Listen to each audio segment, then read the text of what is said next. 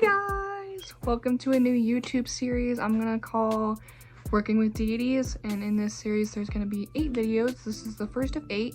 This is gonna be the introduction to deity work. If you've ever felt drawn or like you were being called to a deity, this one's for you.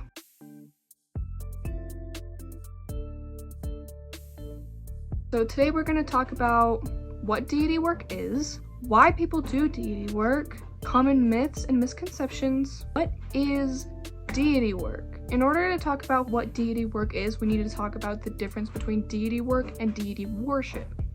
This person on Reddit said, so their name is Nyx Shadowhawk. They're on the Hellenic Pagan Reddit. They said, worship is what it sounds like. Prayers, offerings, devotional rituals, and so forth. Working with a deity is getting help with some sort of aspect in your life. Like, for example, Dionysus is helping me to get more joy out of life, and Apollo is helping me to conserve my energy better. I work with gods the same way I might work with a therapist. Deity work is building a relationship and a spiritual connection with a deity. So, for example, like me and Aphrodite, we sit there, or mostly me, but you know what I'm talking about. We sit there and we chit chat for hours and hours. I kind of just tell her what's going on in my life and sort of do tarot with her, give her offerings, try to build a connection with her like you would in a regular kind of relationship.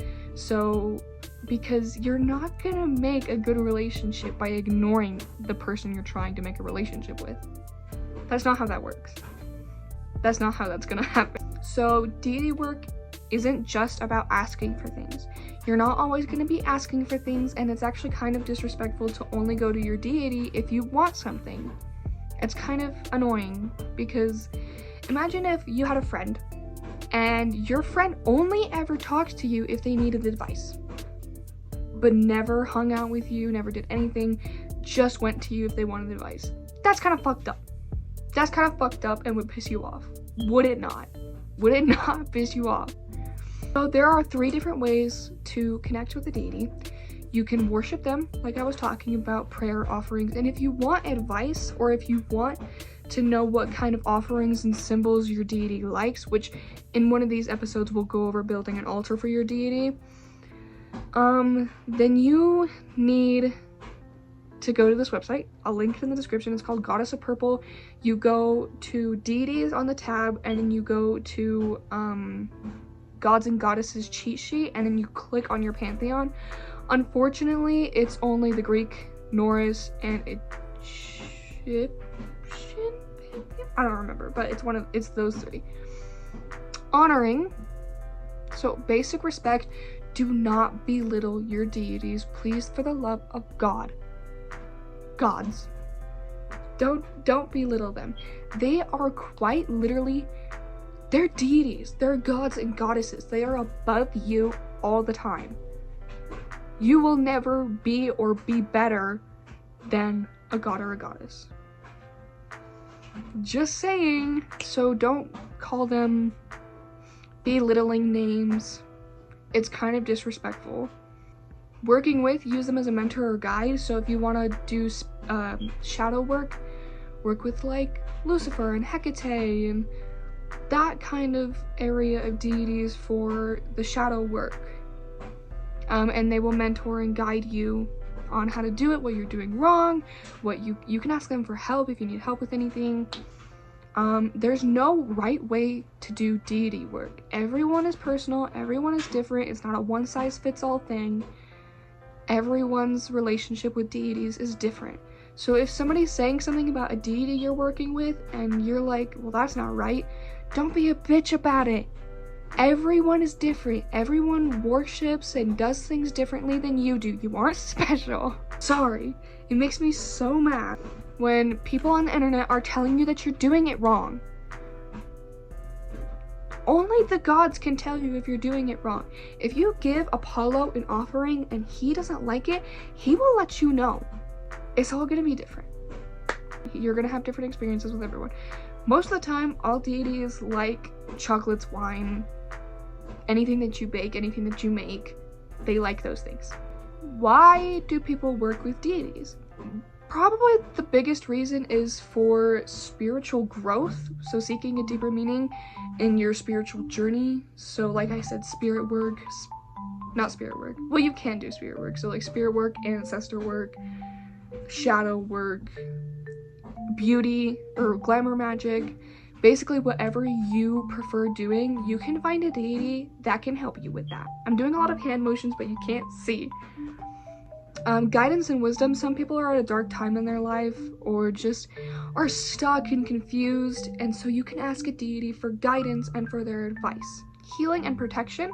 A lot of people reach out to health deities like Apollo, which, careful with that because he's also a plague deity, which a lot of people don't realize that Apollo is also a plague deity.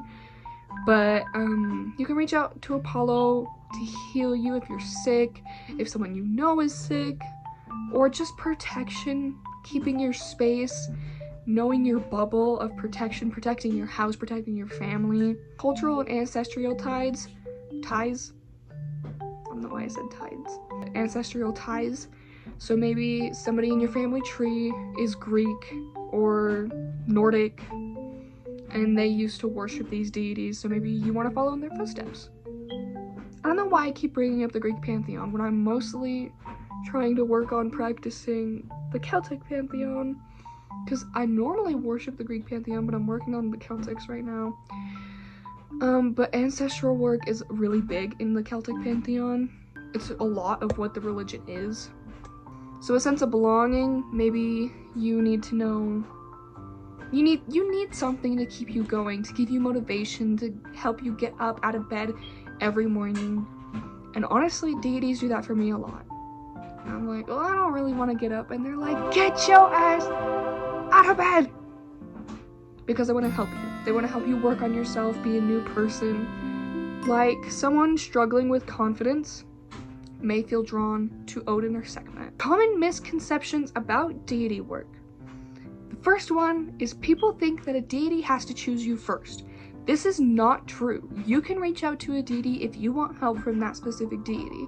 Sometimes a deity will reach out to you, but like with Lucifer, I reached out to him. I wanted a relationship and a connection with Lucifer. He wasn't reaching out to me at all. And actually, the first time I reached out to him and I was like, do you want to work with me? He was like, no, I don't want to work with you. You need to work on yourself first before you even get involved with me. And I was like, okay, sounds good. But now he's here and we have a relationship and a connection. But yeah, he didn't want anything to do with me. Next one is you must follow strict religious rules. A lot of people with religious trauma or who were Christian or Catholic in the past frequently try to get these deities to forgive them for their sins. That's not a thing in our religion. That is not a thing in our religion. You don't have to worry about that. You don't have to follow all these strict rules. There are obviously rules you have to follow. Don't kill people. Like basic common sense is their rules. Obviously with don't belittle them, be respectful of them, don't use them for your advantage. The third one is that deities will solve all your problems. This is not true at all. They will help guide you, but you have to put in the work. And this goes with witchcraft as well. You cannot expect a spell to work if you are not also putting in the work. A spell will not work if there's no energy there. The energy has to be there for the spell to even touch it, to do anything. Like if you do a love spell on someone that has no interest in you, they will still not have interest in you. The energy has to be there, if that makes sense. So you have to put in the work. A deity is just there to guide and help you. You must become a full-time devotee. A lot of people think that in order to work with a deity, you have to be there all the time, full-time, no matter what. A lot of deities understand that you may have mental, physical disabilities or issues that are causing you a blockage in your work. They're super understanding. They're not gonna get mad at you because you forgot to give them an offering one week. They will understand. You just have to talk to them every once in a while, let them know what's going on. You can even just lay in bed and be like, Hera, this is going on and I'm upset about this. They are there to help you.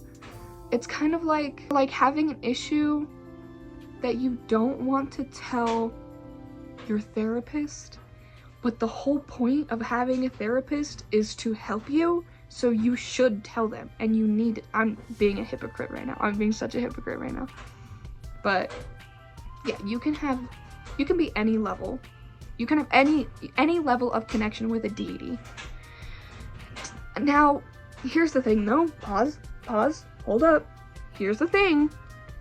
Sometimes deities prefer you to have a higher, more leaning towards full-time dedication to their work. Like the Morrigan, Hecate. I feel everyone's different. Don't correct me if I'm wrong, correct me if you've had a different experience.